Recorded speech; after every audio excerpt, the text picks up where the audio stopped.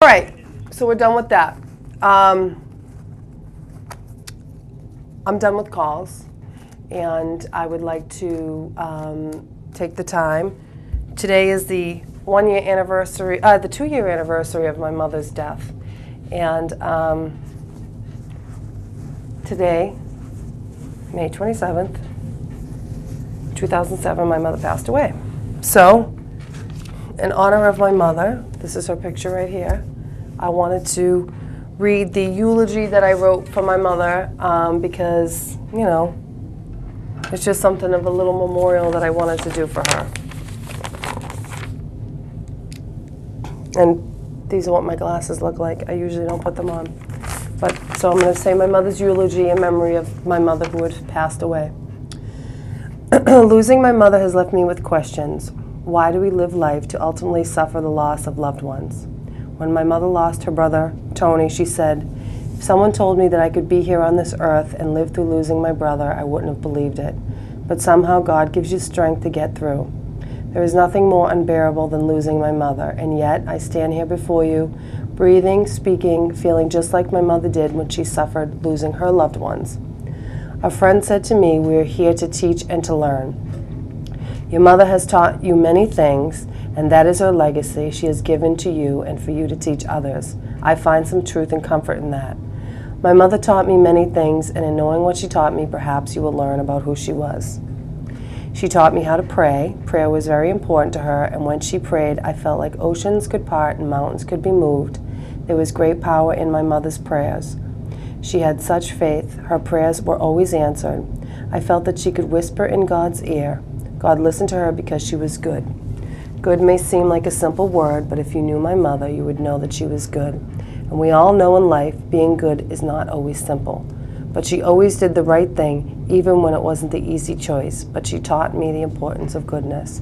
And she was a good friend, a real friend, not one of those fly-by-night, one day you're here, the next day you aren't friends. She took her friendships very seriously. A friend would call her on the phone and she would listen, offer counsel, support, understanding, compassion, whatever they needed she would give. If she called you a friend, she was your best friend. She was in your corner, right, wrong, or indifferent. My mother was my best friend in the whole world, and she taught me about friendship. She loved to laugh. My mother had the most wonderful laugh. She laughed with everything she had. It was a scream. She would laugh so loud that you couldn't help but laugh with her. She would laugh out loud and enjoy that moment until her belly hurt. Laughter, she taught me, the louder, the stronger, the better. She was full of love. Her love was endless, and she gave it freely without strings. Many people make you earn it. You have to be a certain way or do things, and then they will love you. Not my mother. She loved just for the sake of loving. I didn't have to do anything. Her love made you feel that just because you were who you were, nothing has to be changed. You are perfect, you are loved, and that's the only way to love, and that's how she did it. She was strong. Being faced with an incurable disease like cancer was an extremely testing time for her, but she didn't complain or cry. She endured. Prayer, friendship, goodness, laughter, love, strength. Those are all the lessons she taught me. Those are the gifts she gave me so I can bear losing her. I pray, I reach out to a friend, I laugh, I try to be good, I love, I stay strong and endure. And when I do those things, she is with me always, and that gives me comfort. And so, why do we suffer?